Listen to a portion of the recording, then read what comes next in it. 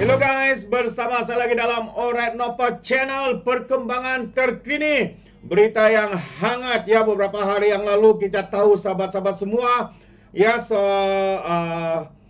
rumah ahli parlimen Beruas telah dilempar sebuah bom botol, sehingga menyebabkan kereta dan juga beberapa buah kereta dan juga rumah anjungnya hampir terbakar sahabat-sahabat semua, dan dipercayai ini adalah tindakan khianat.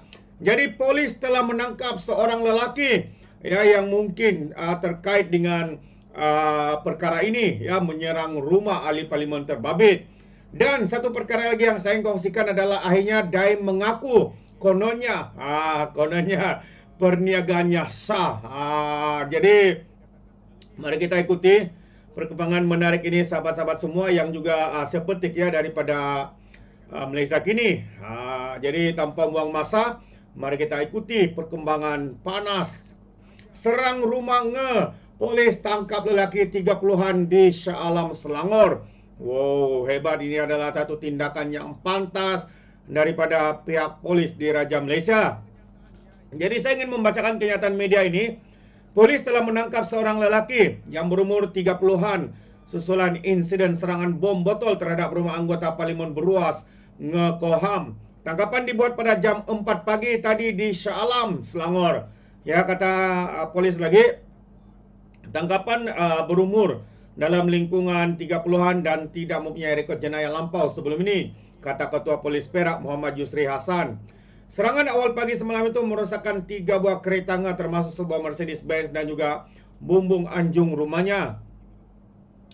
Yang juga ketika itu sedang tidur terselamat selepas dikejutkan oleh orang yang lalu lalang yang membunyikan lonceng rumahnya. Pemimpin DAP itu memaafkan penyerangnya tetapi menuding jari kepada Perikatan Nasional yang mendakwah mengapi-apikan orang untuk membencinya. Sebelum ini dilanda kontroversi selepas menyarankan pakar bukan Islam dilantik dalam jawatan kuasa mengkaji perundangan syariah. Setelah bantahan meluas, dia bagaimanapun memohon maaf dan menarik balik cadangan itu. Jadi dia menjelaskan tidak berniat masuk campur dalam hal ehwal Islam. Berkata dia cuma memastikan semua pandangan diambil kira kerana menjangkakan proses itu melibatkan pindahan perlembagaan. Dia juga katanya tidak tahu bahawa jawatan kuasa khas tersebut telah dibentuk oleh Majlis Kebangsaan bagi hal ehwal agama Islam yang dipengerusikan oleh Sultan Selangor, Sultan Sarafuddin Idrisa. Jadi sementara itu dalam kenyataan petang ini, Yusri berkata individu itu kini direman 5 hari untuk siasatan lanjut. Sehubungan dengan itu, kes disiasat di bawah Seksyen 435 Kanun Keseksaan. Dan jika disabitkan kesalahan, boleh dihukum dengan pemenjaraan selama tempoh yang boleh sampai hingga 14 tahun dan hendaklah juga didenda, kata Hasan.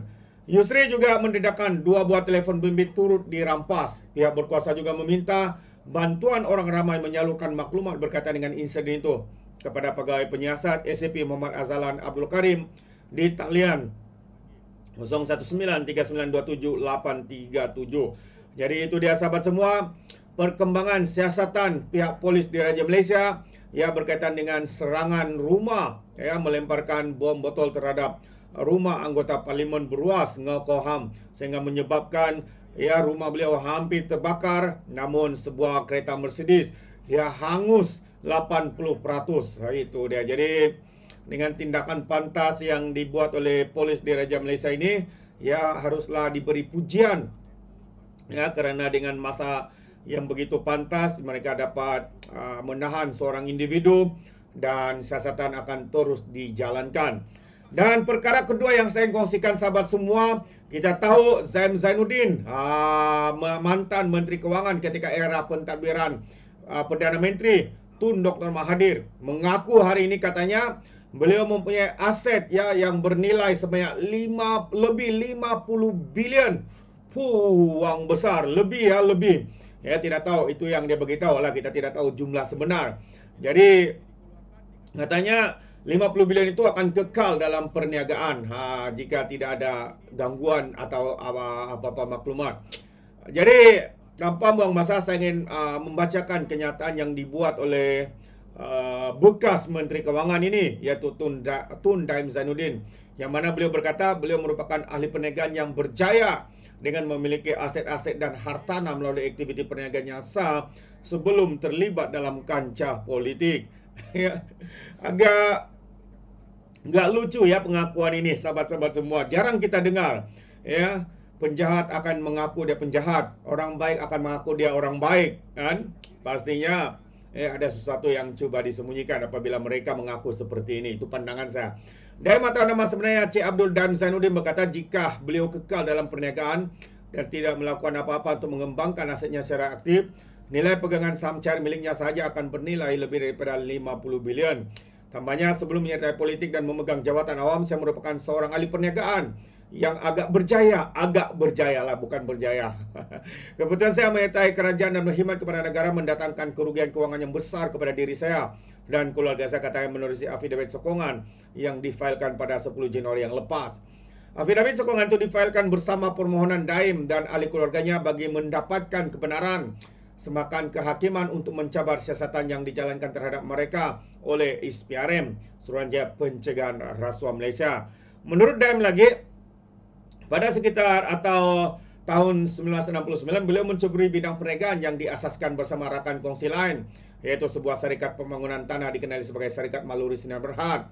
Katanya syarikat itu Maluri bertanggung jawab membangunkan perbandaran yang dikenali sebagai Taman Maluri dan Taman Bukit Maluri di Kuala Lumpur dengan penilaian hari ini bernilai lebih daripada 26 bilion. Wow, saya masih ingat sahabat semua. Ya, ketika saya bekerja di KL, saya tinggal di sebuah apartmen di Maluri, di Taman Maluri. Jadi itu beberapa tahun yang lalu, agak lama ya. Kalau saya tidak silap, sudah hampir 10 tahun lebih. Jadi itu sedikit salingan. Jadi Daim juga berkata menambah bahwa saya juga merupakan pemilik Malaysian French Bank dan kemudian UMBC, kini RSB.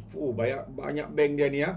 Saya juga mempunyai kawalan serta kepentingan dalam banyak syarikat Indo seperti SEMUP, SEMDABI, Gotri, TV3. TV3 pun dia ya. Patutlah kadang-kadang TV3 ini ya mengeluarkan berita yang meragukan.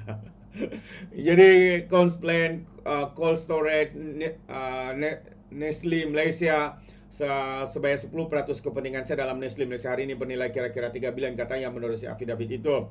Pada 10 Januari, Daim 85 tahun dan istrinya Puan Naimah Abdul Khalid 66 serta 4 anak mereka yaitu Asnida 62 tahun, Muhammad Wira 45 tahun, Muhammad Amir Zainuddin 29 dan Muhammad Amin Zainuddin 25 serta Ilham Tower dan Sinar Berhad selaku pemohon memfailkan permohonan kebenaran semakan kehakiman dengan menamakan ISPRM dan pendakwa selaku responden pertama hingga kedua.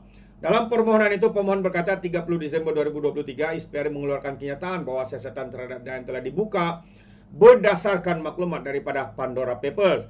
Menurut Daim, Pandora Papers adalah fail sulit tersebar pada tahun 2001 yang mendedahkan nama pemilik syarikat luar pesisir, aset dan akaun bank di luar negara yang di luar bidang kuasa Malaysia.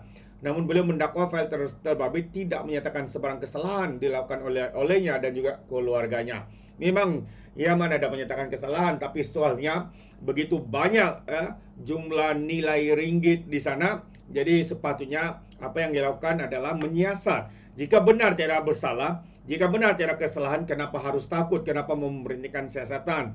Jadi jika mau membersihkan nama, bagi saya, pandangan saya, teruskan siasatan ini, teruskan penyiasatan ini agar terbukti ya bersalah atau tidak dalam cerita ini. Oleh itu, itu pandangan saya sahabat semua. Oleh itu, mereka antara lain memohon satu perintah, antaranya supaya ISPRM dan pegawai membatalkan semua penyiasatan yang dimulakan terhadap mereka sejak Februari 2023 sehingga kini dan membatalkan semua notis yang dikeluarkan oleh ISPRM. Itu antara kenyataan terkini ya daripada Daim Zainuddin. Dan dalam pengakuan beliau ini ya sesuatu yang amat mengejutkan sahabat-sahabat semua. Begitu banyaknya ya, ada bank RSB, antaranya RSB, apalagi French Bank di luar negara. Ini yang kita tahu, mungkin ada yang mungkin tersembunyi, kita tak tahu sahabat-sahabat semua. Itu satu persoalan yang menarik untuk kita fikirkan bersama. Jadi sampai di sini saja dua perkara yang agak mengejutkan kita. Yang pertama, polis telah menangkap seorang lelaki yang membabitkan tindakan khianat ya, membuang botol bom di rumah ya seorang ahli parlimen, dan pengakuan Daim yang amat mengejutkan ya, perniagaannya begitu banyak, banknya begitu banyak, uang banyak. Jadi fikirkan sahabat semua. Sampai di sini saja, izinkan saya untuk mengundurkan diri. Tapi sekiranya Anda mau berikan sebarang pandangan berkaitan dengan dua isu ini, Anda boleh berikan di dalam ruangan komen. Jadi terima kasih. Sampai di sini saja, izinkan saya untuk mengundurkan diri. Dan seperti biasa, peribahasa mengatakan, apapun kang dua tahun keinginan. Dalam bahasa Melanya, tepuk dada, tanya selera. Sekian saja pada Orang Dapat Channel. Kita berjumpa lagi. Bye-bye.